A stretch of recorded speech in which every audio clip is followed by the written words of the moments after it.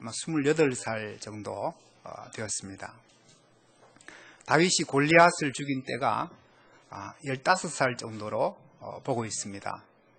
왜냐하면 다윗이 8형제 중에 맨 막내였는데 위에 20세 이상 돼서 군에 간 형들이 3명이 있었고 나머지는 아직 군에를 안 갔습니다.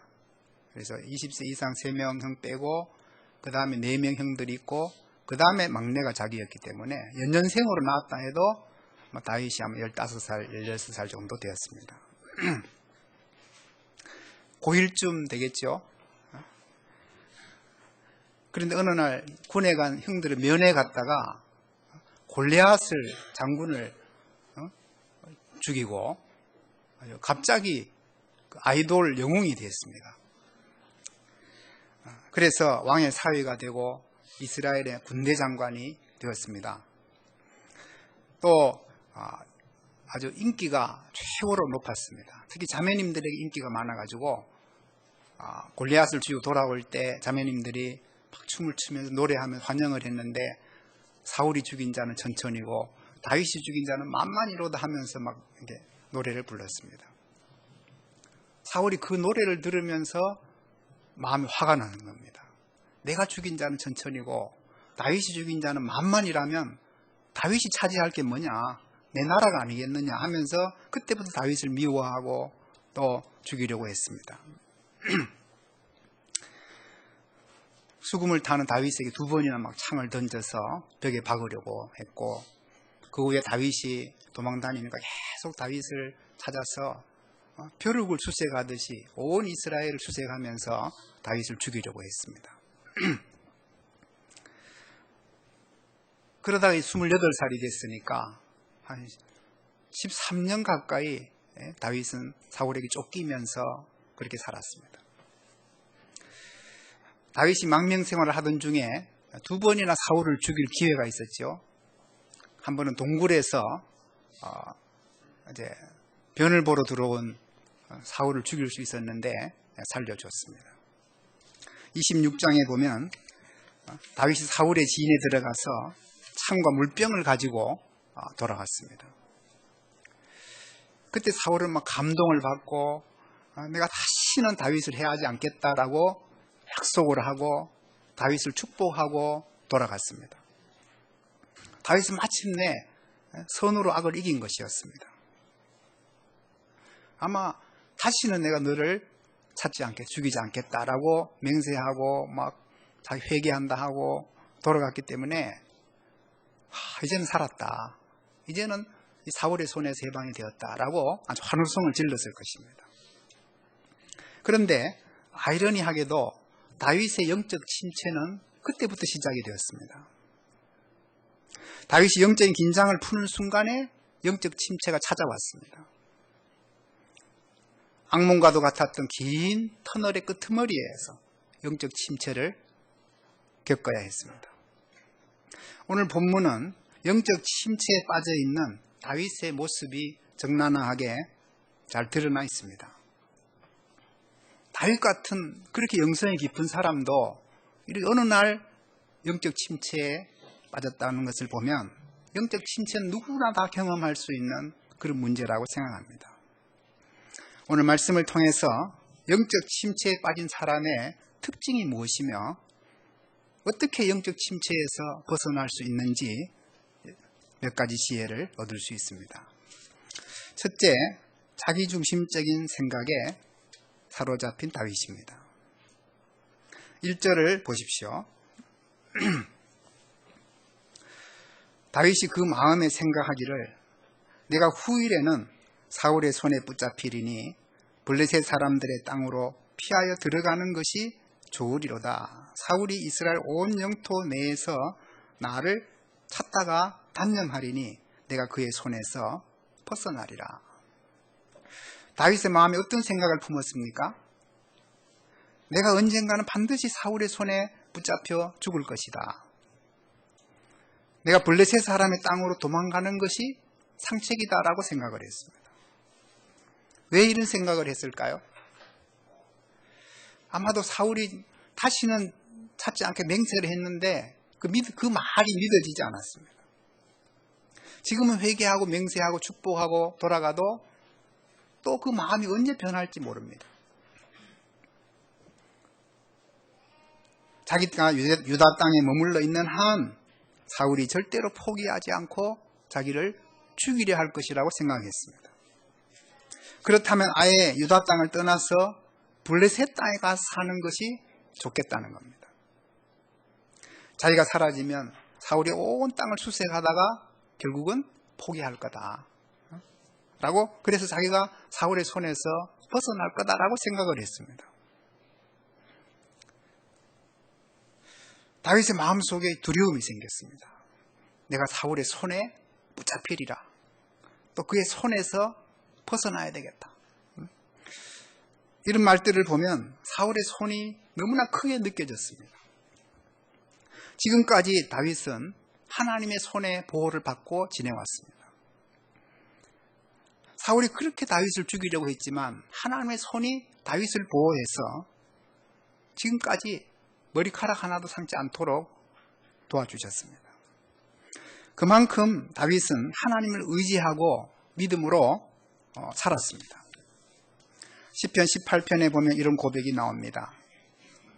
여호와는 나의 반석이시요 나의 요새시요 나를 건지시는 자시요 나의 하나님이시요 나의 피할 바위시요 나의 방패시요 나의 구원의 뿌리시요 나의 산성이로다.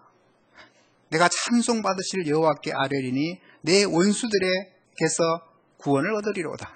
이렇게 노래를 했습니다. 그만큼 믿음으로 하나님을 의지하고 살았을 때 사울의 손은 너무나 작게 느껴졌습니다. 그런데 사울이 더 이상 자기를 해치지 않겠다고 하고 떠난 후에 사울의 손이 너무 크게 느껴졌습니다.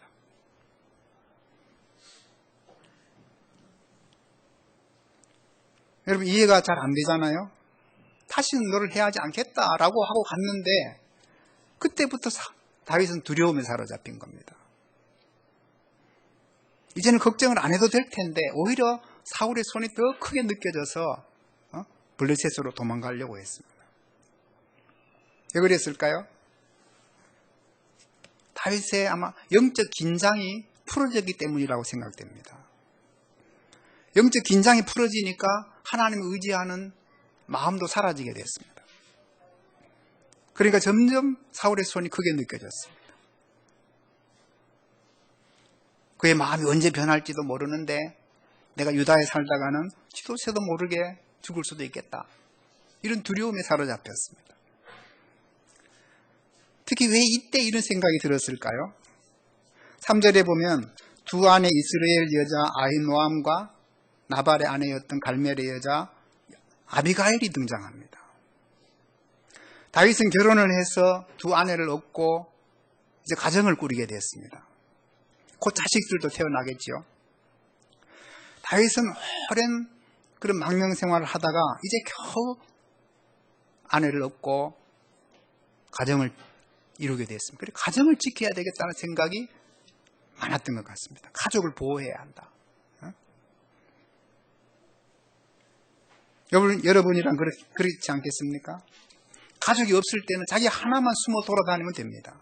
그러나 이제 처자식이 딸린 몸이 되었으니까 총각대하고는 생각이 달라지는 겁니다. 혼자 살 때처럼 단순하게 생각할 수가 없는 거죠.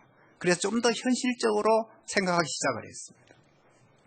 그러니까 사울의 손이 더 크게 느껴지고 도망가는 게 상책이다 라고 생각을 한 것 같습니다. 그래서 어떻게 했습니까? 2절에 보면 다윗이 일어나 함께 있는 600명과 더불어 가드왕 마옥의 아들 아기스에게로 갔습니다. 20세 이상 장정들만 600명이니까 그 아내들과 또 자식들을 다 합하면 아마 2000명은 넘었을 겁니다. 이렇게 많은 백성들을 이끌고 다윗은 유다 땅을 떠나서 블레셋 땅으로 갔습니다. 아기스에게 망명을 청했습니다. 그런데 블레셋 왕 아기스는 이스라엘의 원수입니다. 그런데 이스라엘 장군 다윗을 받아줬습니다. 왜 받아줬을까요? 다윗이 망명 초기에 한번 아기스에게 왔었는데 그때는 받아주지 않았습니다. 다윗을 의심의 눈초리로 바라봤습니다. 그런데 이번에는 다윗을 아주 흔쾌히 받아주었습니다. 왜냐하면 그때 상황과는 많이 달라졌기 때문입니다. 그때는 다윗은 골리앗을 죽인 블레셋의 원수고 또 사울의 신복이라고 생각했습니다. 그러나 지금은 골리앗을 죽인 그것도 이제 많이 희미해졌고 다윗이 사울의 원수라는 것을 아기스도 알고 있었습니다. 그래서 같은 적을 두고 있는 사람들이기 때문에 언제든지 동지가 될 수 있는 것이죠. 그래서 아기스는 다윗과 600명의 정예 군사들을 받아들여서 자기의 군사력을 강화시키려 했습니다. 특히 다윗은 뛰어난 용병수를 가진 전사입니다. 당시에도 이 용병 제도가 굉장히 활성화되어 있었다고 그래요. 지난번에 이제 리비아의 가다피가 아프리카 용병들을 불러가지고 사서 반군들을 진압하려고 했잖아요. 그거와 같은 거죠. 아기스는 이스라엘과의 결전을 치르기 위해서 다윗을 끌어안고자 했습니다. 3절에 보면 다윗은 그의 사람들이 저마다 가족들을 거느리고 가드에서 아기스와 동거했는데 다윗이 그 두 안에 이스라엘 여자 아히노암과 나발의 아내였던 갈멜 여자 아비가일과 함께 하였다라고 기록합니다. 저마다 다 가족들을 거느리고 그곳에 갔습니다. 그래서 4절에 보면 다윗이 가드에 도망한 것을 어떤 사람이 사울에게 고했는데 사울이 다시는 다윗을 수색하지 않았다라고 기록합니다. 이걸 보면 사울이 다윗을 죽이지 않겠다고 맹세한 후에도 계속해서 사울이 다윗이 어디 있는지 추적하고 있었던 걸 알 수 있습니다. 그래서 이제는 포기를 했습니다. 그것도 막강한 군사력을 가진 블레셋에게 가버렸기 때문에 사울이 어떻게 할 수가 없게 되었습니다. 지금까지 다윗은 어려운 결정을 할 때마다 꼭 하나님께 물었습니다. 23장에 보면 블레셋이 그일라를 쳤을 때 다윗이 사울에게 쫓기는 몸이면서도 저 우리 민족이 저 블레셋에게 침략을 당했는데 가서 쳐야 되나 말아야 되나 굉장히 갈등을 하고 있었습니다. 그때 하나님께 나가서 물었습니다. 갈까요 말까요? 그리고 하나님 가라고 했습니다. 신하들이 막 들고 일어나서 안 됩니다. 위험합니다. 지금 우리 하나 도망 다니는 것도 힘든데 어떻게 그일라 사람들을 구하려고 합니까? 안 됩니다. 라고 신하들이 반대를 하니까 다윗이 또 하나님께 다시 나가서 묻습니다. 갈까요? 하나님 가라고 그랬습니다. 그래서 그일라에 가서 이제 블레셋으로부터 그일라 백성들을 구해줬습니다. 그래서 사울이 다윗이 그일라에 들어갔다는 이야기를 듣고 요놈이 이제 도간에 든 쥐가 됐다. 그일라에 가서 사울을 잡아야 되겠다라고 내려오고 있었습니다. 다윗이 그 소식을 듣고 하나님께 또 묻습니다. 사울이 나를 잡으러 오면 내가 이 그일라 백성들을 블레셋에서 구해줬는데 이 사람들이 나를 배반하고 나를 사울에게 내줄까요 말까요? 또 묻습니다. 그래서 하나님이 너를 배반하고 내줄 거다. 그러니까 그날 밤에 사울이 도망을 쳤습니다. 이처럼 다윗은 어려움에 처할 때마다 늘 하나님께 물었습니다. 그런데 블레셋으로 가는 이 중요한 문제를 놓고는 하나님께 묻지 않았습니다. 자기 마음의 생각대로 행동을 했습니다. 하나님께 기도하지 않은 사람은 이제 다윗처럼 자기중심적인 생각에 빠지게 되어 있습니다. 그래서 두려워하게 되고 사람들의 손이 크게 느껴집니다.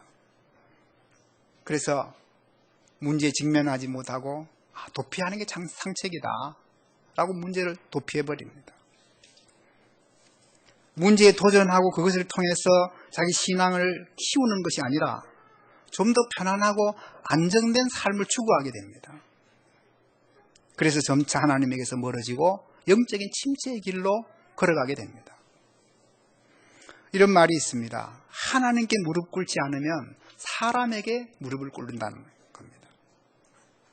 다윗이 하나님께 무릎을 꿇었을 때는 사울의 손이 무섭지 않았습니다.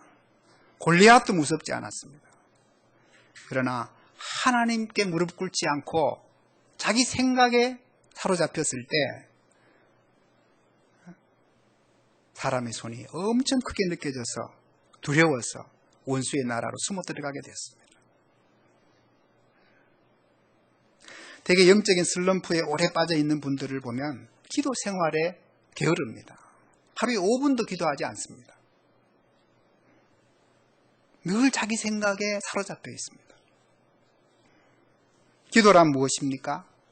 하나님의 뜻을 묻는 것이 기도입니다. 자기 소원을 아뢰고 하나님의 뜻이 무엇인지를 묻는 겁니다. 자기와 함께 하시고 자기 인생을 축복해 주시는 하나님을 믿지 못하면 기도할 수가 없는 것이죠. 모든 인생의 무거운 짐을 스스로 지려고 하기 때문에 무거운 압박감에 또 두려움에 사로잡힐 수밖에 없습니다. 처자식이 아주 무거운 짐처럼 느껴질 겁니다. 그리고 현실에 눈을 뜨게 되고 생각이 점점 하나님 말씀에게서 멀어지고 현실에 집착하게 됩니다. 계산적이 되고 사울이 무서워지고 결국 인본주의자가 되어버리는 거죠. 사울의 손과 같이 막 직장 상사들의 손이 막 크게 느껴집니다. 자기 인생이 자기 상사에게 달린 것처럼 생각합니다. 대학원생들은 교수님이 자기 인생을 좌지우지할 것 같습니다.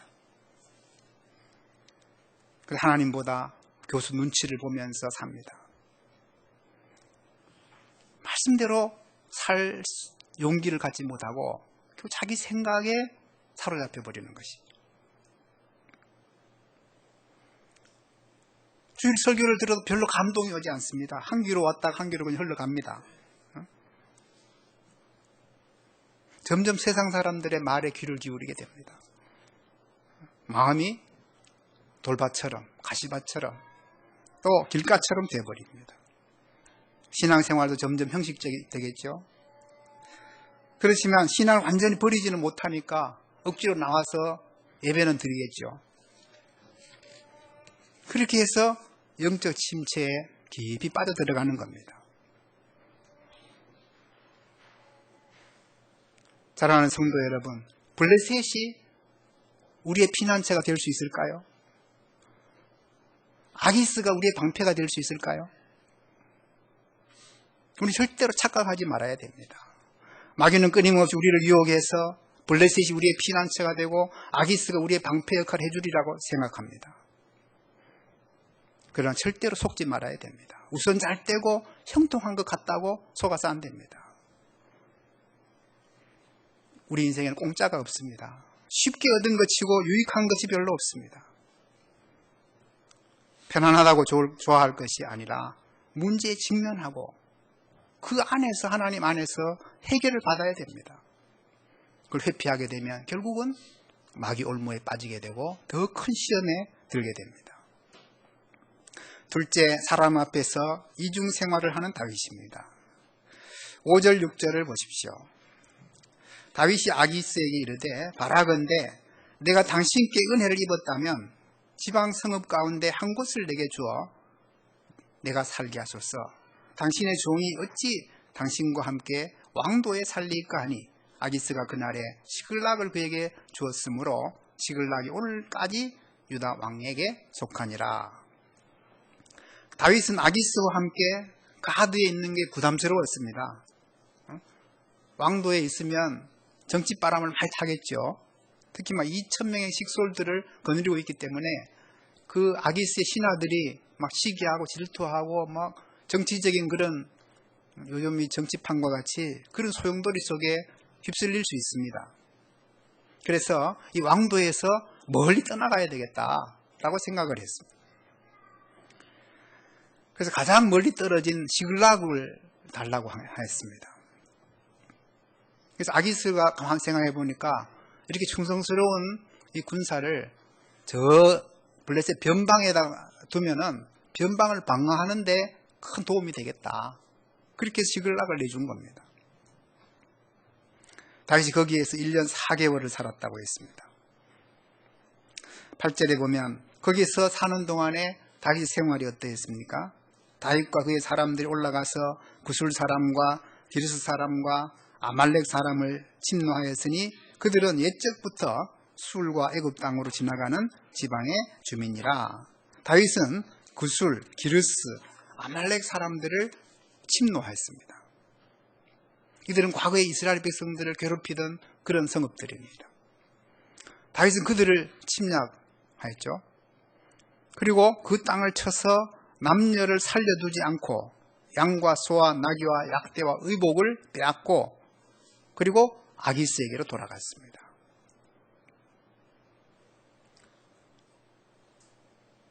보통 남자들은 죽여도 여자들은 죽이지 않았습니다. 그런데 여자들까지 다 죽였습니다.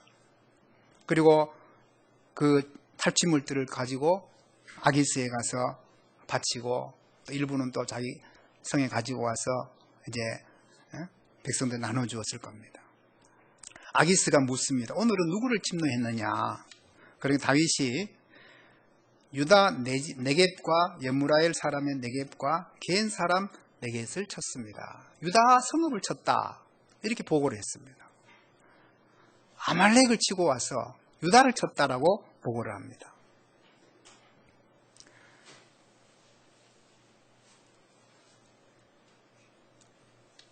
다윗이 그 땅을 쳐서 남녀를 살려두지 않은 이유가 뭐죠? 11절에 보면 남녀를 살려서 가도로 데려가면은 그 사람들이 포로로 잡혀와서 뭐라고 그래서 다윗이 우리 성읍에 와서 이런 일을 했다라고 보고를 하면 다윗이 유다를 친 게 아니고 아말렉을 친 게 다 드러나게 되겠죠.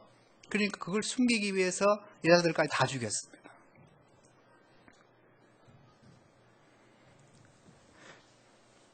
그래서 나중에 이 아기스가 다윗이 유다 백성을 그렇게 진멸했기 때문에 이제 사울의 철천지 원수가 돼서 영원히 내 신하가 될 거다, 내 신복이 될 거다라고 좋아합니다.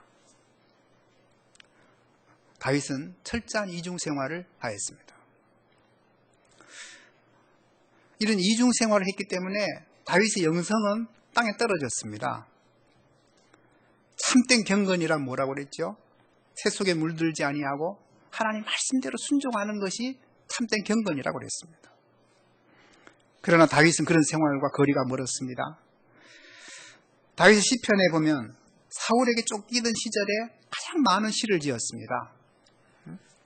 그만큼 영성에 깨어 있었고 또 참된 경건의 생활을 할 수 있었습니다. 그런데 시글락에 있는 동안에는 한 편의 시도 쓰지를 못했습니다. 남겨진 시가 하나도 없습니다. 시글락에는 쫓아오는 사람도 없고 괴롭히는 원수도 없고 물질적으로도 넉넉했고 안전이 보장됐습니다. 지혜로운 아비가일과 사랑하는 아내가 있었고 아주 행복한 시절을 보냈습니다. 그런데 영성이 깊은 시가 한 편도 나오지 않았습니다. 그만큼 다윗은 영적으로 바닥을 헤매고 있었다는 겁니다. 하나님의 백성다운 거룩성을 다 잃어버리고 또 구별된 삶을 살지 못했습니다. 다윗이 이런 이중 생활을 하게 된 것은 하나님 앞에서 살지 않고 아기스 왕 앞에서 살았기 때문입니다. 기름 부음 받은 하나님의 종이 택한 백성의 원수 나라 블레셋의 용병이 되었습니다.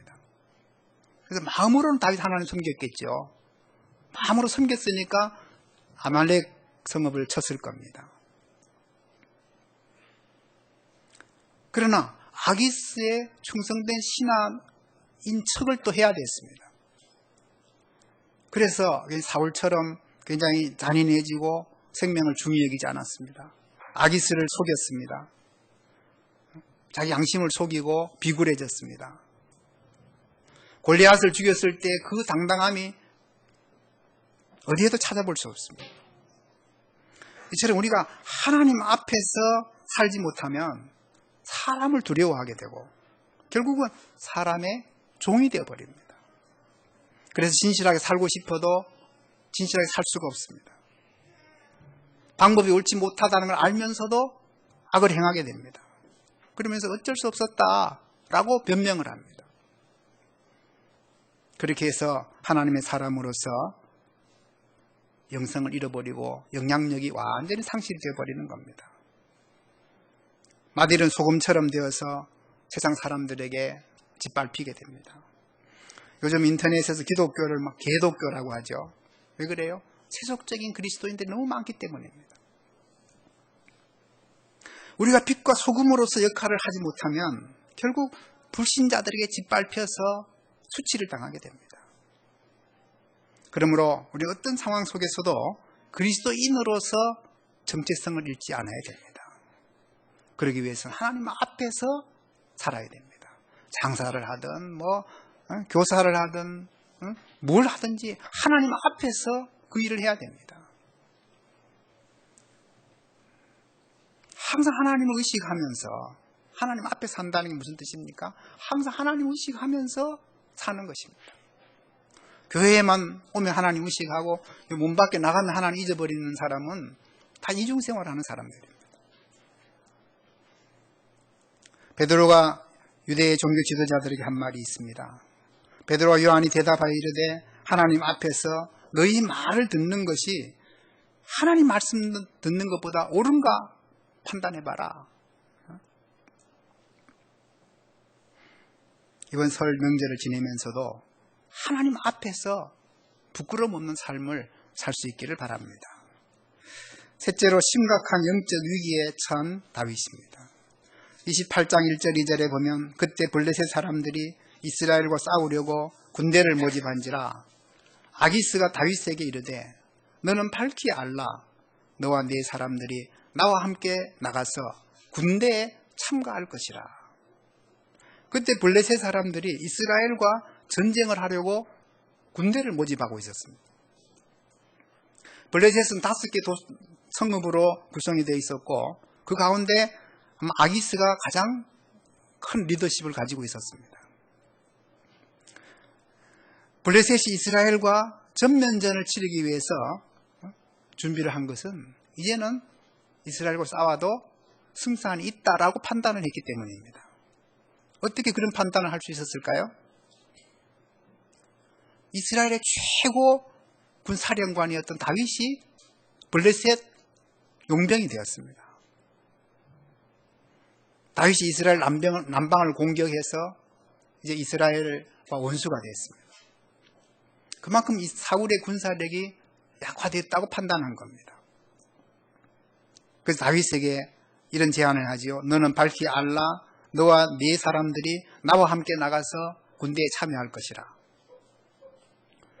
다윗과 그 신하들이 아기스의 군대와 함께 가서 이스라엘을 공격해야 된다는 겁니다.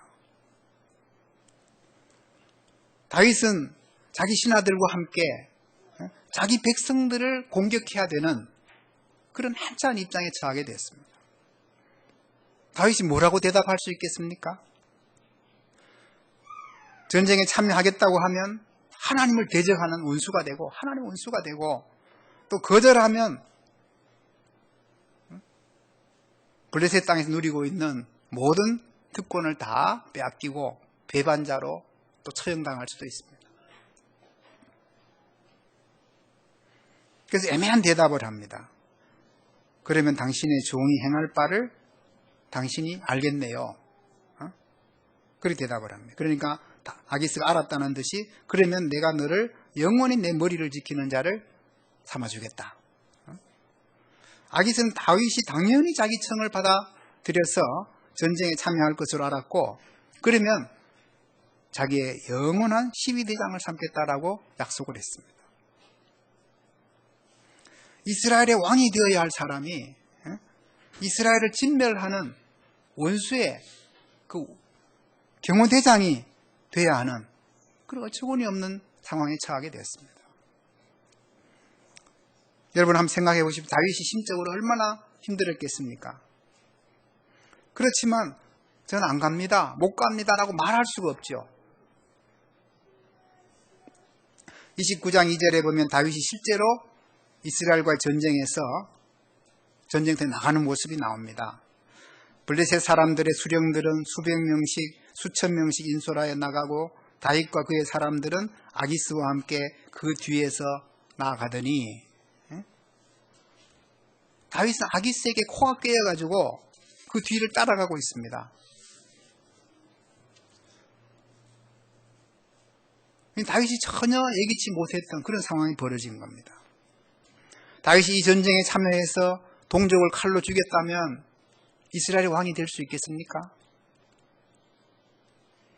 이 전쟁에서 사울이 전사한다면 다윗이 기름 부음 받은 자를 피를 흘린 그 죄를 문책받지 않겠습니까? 다윗은 하나님 앞에서 살지 않고 자기 생각에 사로잡히고 사람 앞에서 살다가 영적 큰 위기에 빠지게 됐습니다. 하나님 말씀대로 순종하지 않고 자기 지혜대로 살다가 올무에 빠지게 됐습니다.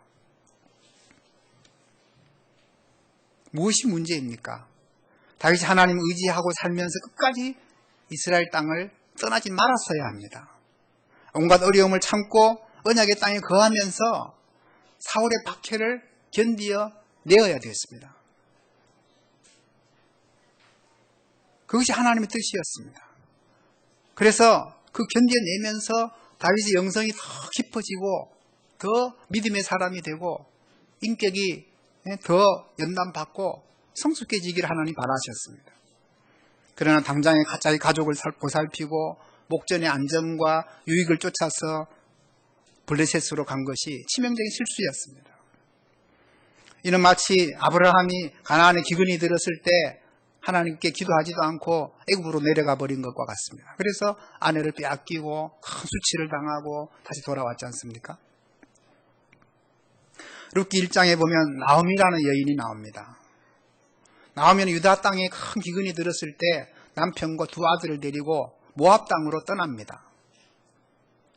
거기 가서 좀 잘 살아보려고 했는데 남편도 죽었고 또 두 아들이 그 이방 여인과 결혼을 했는데 자식도 낳지 못하고 두 아들이 다 죽었습니다. 결국 며느리 룻만 데리고 베들레헴으로 다시 돌아옵니다. 그러면서 이렇게 동네 사람들에게 호소를 합니다. 이제는 나를 나오미라고 부르지 말아라. 마라라고 칭해라. 이 마라라는 말은 괴로움이라는 뜻입니다. 이는 전능자가 나를 심히 괴롭게 하였음이라. 전능자가 나를 심히 괴롭게 했다. 그런 고백을 합니다. 나오미는 하나님이 언약의 땅을 떠난 자기를 얼마나 괴롭게 하셨는지, 징계하셨는지 그 고백을 하고 있습니다. 하나님의 뜻을 묻지 않고 인간적인 가치관, 세속적인 가치관을 따라서 약속의 땅을 떠났다가 너무나 큰 고통과 아픔을 겪었습니다. 잠언 기자는 말합니다. 어떤 길은 사람 보기에 바르나 필경은 사망의 길이니라. 사랑하는 성도 여러분, 우리가 세상을 살면서 사울처럼 우리에게 고통을 주는 사람들이 생길 수 있습니다. 저 사람만 없으면 내가 좀 행복하게 살 것 같다 라고 생각되는 사람이 있을 수 있겠죠. 그 사람이 무능한 남편일 수도 있고 또 폭력적인 아버지일 수도 있습니다. 까다로운 직장 상사일 수도 있습니다. 또 무례한 동역자일 수도 있습니다. 그런 사람들이 주는 고통을 하나님 앞에서 견디면서 우리의 신앙이 성숙해 가는 것입니다. 우리가 선으로 악을 이겨내고자 하나님 앞에 기도하며 투쟁하게 됩니다. 그 과정을 통해서 우리의 모난 성격이 깎이고 다듬어지고 또 예수님의 성품을 덧입게 됩니다. 그래서 우리의 삶이 변하는 것입니다. 우리의 인격이 변하는 것입니다. 부부 간에도 마찬가지고 가족이나 동역자들 간에도 마찬가지입니다. 세상 사람들 부부 간에 갈등이 있으면 그냥 이혼하면 끝납니다. 그렇다고 해서 그 문제가 해결이 될까요? 상황이 먼저 변하는 것이 아닙니다. 내가 변하면 내 주위의 상황이 변하는 것입니다.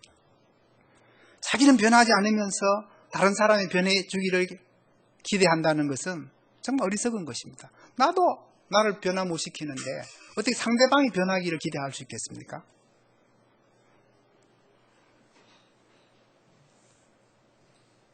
내가 변하지 않으면 상황이 변하지 않습니다. 하나님이 우리에게 원하시는 것은 현실을 도피하는 것이 아니고 문제 직면에서 내 자신이 변화되는 겁니다. 내가 변하면 다른 사람도 변하고 상황도 변합니다.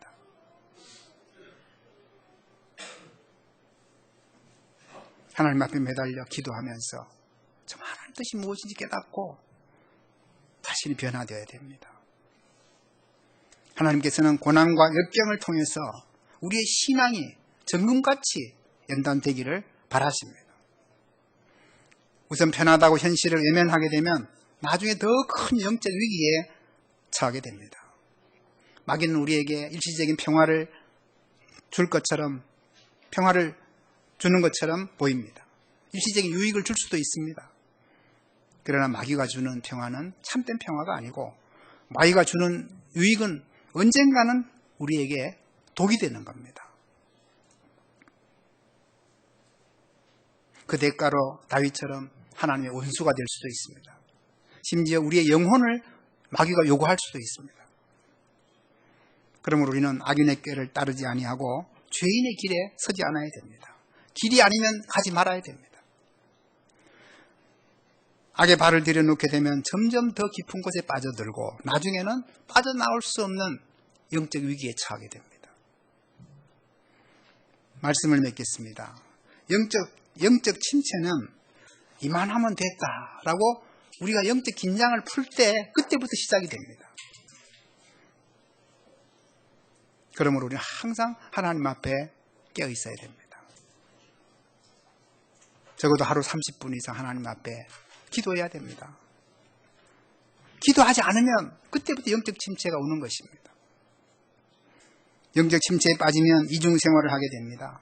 하나님보다 사람을 더 의식하게 되고